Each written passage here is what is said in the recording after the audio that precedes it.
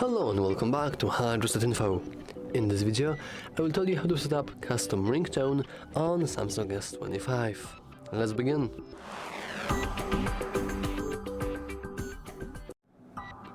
So first you want to go into your settings and then into your sounds and vibration.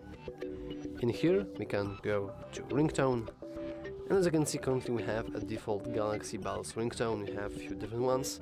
For example, we can go to a very OG Over the Horizon, but like a refreshed version, or we can stay with that. As you can see, we do have a very big library of sounds to choose from, which is also pretty cool. But yeah, this is how you can change your ringtone on Samsung S25. If you found this video helpful, remember to like and subscribe. Thanks for watching.